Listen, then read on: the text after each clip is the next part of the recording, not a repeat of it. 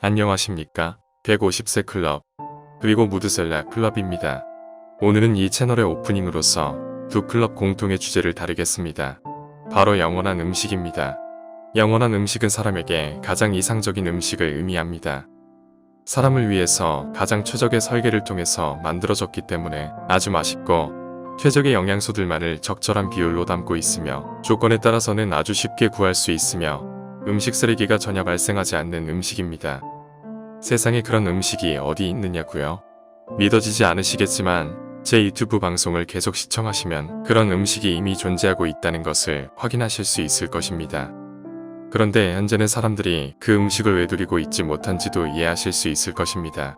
따라서 결국에는 그 음식을 회복할 수 있는 방법과 거기에 이르기까지 우리가 어떻게 하면 되는지도 친절하게 알려드릴 것입니다. 이러한 놀랍고도 중요한 지식을 제가 어떻게 알고 있느냐고요? 저는 그래도 모두가 알아주는 국내의 대학과 대학원에서 생명과학 분야의 박사학위를 가지고 있는 사람입니다. 대학교에서 부교수까지 교수 생활도 했습니다. 그리고 중견기업 규모이기는 했지만 기업부설 연구소에서 소장 역할을 하다가 벤처 창업을 하기도 했습니다. 그 기업은 결국 코스닥에 우회상장을 했다가 국내 유수 제약회사의 자회사로 편입되었으니 성공을 거둔 기업이 된 것입니다. 그 후에는 병원에서 수년간 환자들을 상대로 혈액을 연구할 수 있는 기회를 갖기도 했습니다. 결론은 그것입니다. 저는 학계, 기업계 및 의료기관에서 골고루 다양한 경험을 한 보기 드문 과학자라는 것입니다. 그렇게 지천명의 나이까지 과학자로서 훈련과 경험을 쌓았습니다. 그러다가 영원한 양식의 핵심 개념을 성경에서 발견하게 됩니다. 그 뒤로 저는 조물주의 계시인 성경을 연구해야겠다는 강렬한 동기부여를 받았습니다. 그래서 지난 10년간 성경연구학교와 신학대학원에서 성경과 신학을 공부하게 되었습니다. 150세 클럽과 무드셀라 클럽의 컨텐츠는 바로 이 두 가지 영역에서 얻게 된 지식과 경험, 깨달음을 총망라하여 정리한 것들입니다. 그러므로 비신앙인들은 고개를 끄덕이며 종교의 영역에 대해서 새로운 시각을 갖게 될 것이며 신앙인들은 과학 지식과 성경 계시의 오묘한 관계 속에서 믿음과 소망을 세워갈 수 있게 될 것을 감히 확신합니다. 영원한 음식에 대한 이해와 깨달음은 현실적인 음식의 문제를 파악해 함으로써 어째서 음식이 수명의 저하와 질병의 원흉으로 지목받을 수밖에 없는지를 이해하게 될 것입니다. 그러면 우리는 이 문제를 극복하는 방법에 대한 생각을 시작할 수 있을 것입니다. 거기에서 찾아지는 방법을 스스로 실천하며 가족과 이웃들에게 그 경험을 나누어주는 것이 150세 클럽, 무드셀라 클럽의 목표입니다. 150세 클럽은 과학적인 관점에서 음식의 문제를 분석 이해하여 그의 현실적인 해결점을 제시할 것입니다. 무드셀라 클럽은 세계관적인 관점에서 본질적인 문제를 파악하여 영원한 생명을 지향하는 길을 제시할 것입니다. 오늘 첫 영상에서는 이 채널의 지향점에 대해서 기초가 되는 내용을 정리하여 알려드리고자 합니다. 심신이약이라는 개념이 점점 더 확산되어 왔습니다. 마음과 육체는 분리되어 있는 것이 아니라는 것입니다. 그래서 정신적인 스트레스와 감정의 억압 등이 육체적인 질병으로 나타날 수 있다는 것이 이제는 어느 정도 상식이 되어 있습니다. 물론 이러한 접근은 물질주의적, 기계론적인 인체 해석으로는 그 원인과 치료법을 찾지 못하는 많은 질병들이 등장하고 그들이 꾸준히 내지는 급격하게 증가하고 있는 어려움을 돌파하기 위해서 취한 방향이기는 합니다. 그래서 그러한 질병의 원인을 아직 많은 것을 이해하지 못하고 있는 정신적인 영역으로 전가시키고 있었던 것입니다. 그런데 최근의 연구는 육체와 정신의 양방향 상호 영향력의 과학적인 근거를 찾아가고 있습니다. 그리고 그것이 수명과 질병에 대한 영향력으로 나타나는 중요한 매개체를 찾아냈습니다. 바로 대장, 즉 큰 창자입니다. 그 문제는 150세 클럽의 가장 중요한 주제이므로 차차 이해시켜 드리겠습니다. 일단 수명 문제로 넘어가 보겠습니다. 인간의 수명을 연구하는 두 과학자의 재미있는 내기가 세계적인 관심으로 떠올랐습니다. 두 과학자는 인간 기대 수명 150년을 놓고 판도를 거는 내기를 시작했습니다. 미국 엘라베마 대학교의 스티븐 오스타드 교수는 2000년에 과학 잡지인 사이언티픽 어메리칸에서 도발적인 발언을 했습니다. 지금 아마도 첫 번째 150세가 될 사람이 살아있을 것 같다. 반면에 역시 인간의 노화를 연구하는 미국 일리노이 대학교 제이 올샨스키 교수는 반대 의견을 냈습니다. 그리고 두 과학자는 내기를 걸기로 했습니다. 2000년 9월 15일 두 사람은 각자 $150를 투자회사에 넣었습니다. 그리고 계약서를 작성했는데 2150년에 두 사람 중 승자나 그의 후손에게 판도를 지불하기로 했습니다. 지금까지 내기 금액은 차곡차곡 정립이 되어 왔습니다. 두 사람이 낸 판돈이 지금 같은 추세로 계속 늘어나면 2150년 1월 1일 승자가 차지할 금액은 $2억, 즉 약 2천억 원에 달할 전망이라고 합니다. 오스테드 교수의 인간 수명에 대한 낙관적인 전망을 과학의 발전에 대한 기대를 바탕으로 하고 있습니다. 1900년대에 인간의 기대 수명이 늘어났던 속도와 최근의 노화 연구의 진전을 감안하면 150세의 수명을 가능하게 하는 노화 억제 물질을 찾아낼 수 있을 것이라는 겁니다. 이에 반하여 올샨스키 교수는 인간이 가지고 있는 유전적인 잠재력의 한계 때문에 130년 이상의 수명을 누리기는 어려울 것이라고 봅니다. 비교적 최근의 역사적 기록 가운데서 150세 이상의 수명을 누린 사람은 영국의 토마스 파르입니다. 현재 과학계에서 그의 수명 기록을 인정하지는 않고 있습니다만 그의 수명은 152년 9개월이었습니다. 토마스 파는 원래 전형적인 농부의 삶을 살았다고 합니다. 그래서 그의 식생활은 과일, 야채, 그리고 요거트 등 자연식에 가까웠다고 전하고 있습니다. 그는 장수한 덕에 유명해져서 왕궁에 초대되었고 한동안 왕궁의 산의 진미를 즐기게 되었습니다. 그러다가 고향에 돌아오자마자 갑자기 사망했다고 전합니다. 당대의 유명한 생리학자 윌리엄 하비가 해부를 통해 사망 원인을 조사해보니 그의 사망 원인은 급성 소화불량이었습니다. 결국 왕궁의 산의 진미가 그에게는 죽음을 부르는 독이 되었던 것입니다. 이 사례는 음식이 인간의 수명에 미치는 영향에 대해서 좋은 시사점을 제공하고 있다고 하겠습니다. 토마스 파의 놀라운 수명이 어느 정도 근거가 있다고 보는 것은 그의 무덤이 영국 웨스트민스트 사원 내에 있고 그의 묘비에서 기록으로 그의 출생연도와 사망연도를 확인할 수 있기 때문입니다.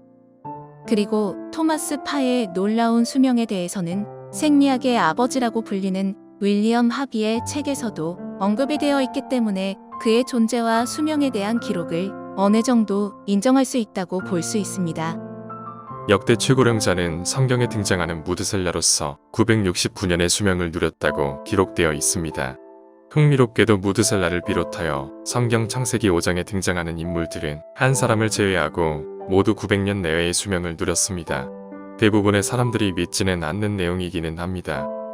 그렇다면 토마스 파르에이와 함께 성경에 등장하는 900년 이상 장수저들에 대한 기록은 사람의 수명이 지금 노화학자들의 예상보다는 훨씬 길 수가 있다는 것을 가정해 볼 수 있게 합니다. 하지만 인간의 수명에 관련한 지금의 현실은 150세 수명을 기대할 수 있는지에 대해서나 그렇게 오래 사는 것이 과연 바람직한 것인가에 대해서 의구심을 갖게 하고 있습니다. 20세기 미국의 기대 수명 곡선을 살펴보겠습니다. 20세기 초에는 영양결핍과 급격한 도시화로 인해 발생한 위생 문제로 인해 전염병이 급증했습니다.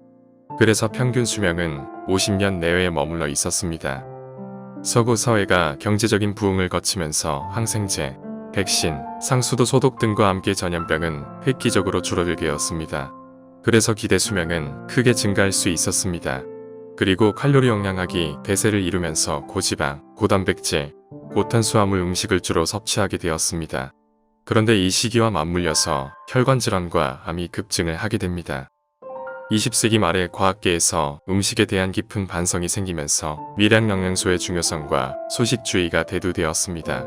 그 결과로 수명은 계속 증가 추세를 보여주고 있지만 21세기형 질병이라고 칭해지는 알러지, 자가면역 질환, 뇌질환, 정신과 질환이 급증하고 있습니다. 한마디로 정리하면 기대 수명은 증가하고 있는 반면 건강하게 산다기보다는 만성 퇴행성 질환의 상태에서 연장되고 있는 것이라고 하겠습니다. 20세기 말에 인간 유전체 연구를 기획하여 진행하게 된 배경에는 이러한 21세기형 질병의 원인을 파악하여 치료법을 찾아서 질병을 정복할 수 있을 것이라는 기대가 있었습니다. 하지만 인간의 유전자의 개수가 하등 동물에 비하여 그다지 많지 않다는 것을 확인함과 동시에 사람에게 있어서 유전자와 관련된 질병은 전체 질병 중에서 10% 정도에 불과하다는 것을 인정하는 것에 그쳤습니다. 그래서 21세기형 질병의 원인에 대해서는 여전히 오리무중의 상황을 벗어날 수가 없었습니다. 모든 사람이 2만 1000개 정도의 똑같은 유전자를 가지고 있는데 각 사람마다 다른 질병 패턴을 보입니다. 또한 특정의 사람도 자신의 생활 습관에 따라 체형과 질병 발생의 패턴이 달라집니다. 이러한 현상은 인간의 질병을 구성하는 원인이 유전자의 문제라기보다는 유전자를 발현시키는 환경적 요인이 더 중요하다는 것을 더 뒷받침하고 있습니다. 이런 인과관계를 연구하는 유전학의 분야를 후속 유전학이라고 부릅니다. 후속 유전학적 관점에서 인간의 수명과 질병에 영향을 미치는 가장 중요한 환경적 요인은 음식이라는 것에 대부분의 학자들이 동의하고 있습니다. 세계적인 노화 연구의 권위자인 부산대학교 석좌 교수 이병팔 교수의 생활습관은 그 결과를 잘 요약해주고 있습니다. 소식, 즉 칼로리 섭취를 제한하면서 미량 영양소의 섭취를 극대화하는 것이 그의 건강법의 유치입니다. 점심 식사 한 끼만 먹는데 60% 이상이 과일과 채소입니다. 그러면서도 미량 영양소 보충을 위한 보조식품 7가지를 추가로 섭취한다고 합니다. 그렇게 섭취하면서도 매일 5km의 조깅을 실천하고 있습니다. 한마디로 양보다는 질이 중요한 것입니다. 소식이 수명 연장과 질병의 예방과 치료에 유효하다는 것은 미생물, 벌레, 실험쥐, 원숭이 등의 다양한 동물들의 칼로리 섭취를 제한하는 실험을 통해서 확인되었습니다. 칼로리 섭취를 30% 정도 줄이면 40% 정도의 수명 연장 효과가 있습니다. 따라서 이론적으로는 현재 사람의 기대 수명이 80세 정도이므로 먹는 양을 30% 줄이는 것만으로도 32년의 수명 연장 효과를 기대할 수 있는 것입니다. 따라서 100세 수명 시대는 적게 먹는 식습관으로도 달성할 수도 있을지 모릅니다. 칼로리 억제 다이어트는 수명 연장의 효과만이 아니라 면역력 및 인지 능력을 비롯한 다양한 건강회복 지표들의 증진 효과도 있습니다. 현대 과학이 입증하고 있는 음식의 건강학은 오랜 종교들의 가르침과 정확하게 일치하고 있습니다. 채식과 소식은 불교나 도교의 음식에 대한 가르침입니다. 유대교 및 기독교의 경전인 구약성서는 음식에 대한 보다 구체적인 내용을 기록하고 있습니다. 창조주가 사람에게 씨 가진 채소와 열매를 음식으로 먹도록 명령하였다는 것입니다. 여기서 씨 가진 채소란 열매 채소, 즉 과채를 의미합니다. 단연생 나무가 맺는 열매를 과일이라고 한다면 1년생 풀이 맺는 열매가 과채입니다.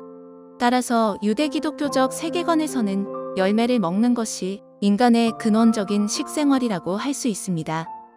식물의 열매는 날 것으로 먹는 것이 가장 자연스러운 섭취 방법이므로 성경적인 식생활은 열매 생식주의라고 표현할 수 있겠습니다. 대부분의 음식을 불에 익혀서 먹는 잡식성의 현대인들의 식생활 패턴과는 정반대의 대척점에 있습니다. 2016년 동아일보 인터넷판에 게재된 기사입니다. 제목이 7년간 과일만 먹은 남자네요. 일본인 남성이 과일과 소금만으로 7년의 식생활을 이어가고 있다는 내용입니다. 그렇게 살아온 이유가 과일이 완전식품이라는 과학의 결론을 따르기로 했기 때문이라고 합니다. 실제로 영양학적 연구가 진행되면서 열매는 그 무엇보다도 완벽한 영양의 균형을 가진 음식임이 증명되고 있습니다. 기사의 주인공은 체중이 많이 줄었고 오히려 더 활기찬 생활을 하고 있다는 체험담을 언급하고 있습니다. 사실 엄청난 몸집과 힘을 자랑하는 고릴라나 코끼리의 주식은 육류가 아닙니다. 육류의 섭취가 활력과 힘을 위해 필수적이라는 생각은 아주 잘못된 편견인 셈입니다. 이 모든 것들은 수분 함량이 높은 과일을 충분한 양만 섭취한다면 무기력한 삶이 아닌 오히려 더 활기찬 삶을 살 수 있다는 증거인 것입니다. 날이 갈수록 많은 사람들이 과일만을 주식으로 먹는 삶을 살고 있음을 인터넷 속에서 확인할 수 있습니다. 열매 음식은 씨앗을 품고 있다는 아주 중요한 특징을 가지고 있습니다. 그런데 씨앗은 되게 단단하고 맛이 없어서 사람은 먹기를 꺼려합니다. 그래서 뱉어내거나 귀찮으면 작은 씨앗은 삼켜버립니다. 하지만 삼켜진 씨앗이라고 할지라도 소화기관을 거치는 과정에서도 완벽하게 보호되는 가운데 배설물과 함께 나옵니다. 그 씨앗은 발화하여 새로운 개체를 발생시킬 수 있는 잠재력을 그대로 유지하고 있습니다. 열매는 영양학적으로 뿐만 아니라 사회-경제학적 측면 및 윤리적인 측면에서도 최상의 음식입니다.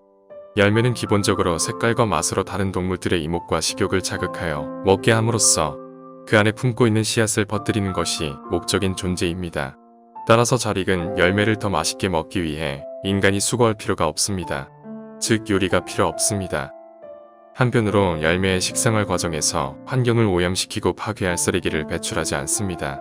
그리고 열매는 인간이 음식으로 섭취하면서도 생명을 가진 존재를 희생시킬 필요가 없는 음식입니다. 인간이나 동물이 열매를 섭취하면 항상 씨앗을 남겨놓게 됩니다.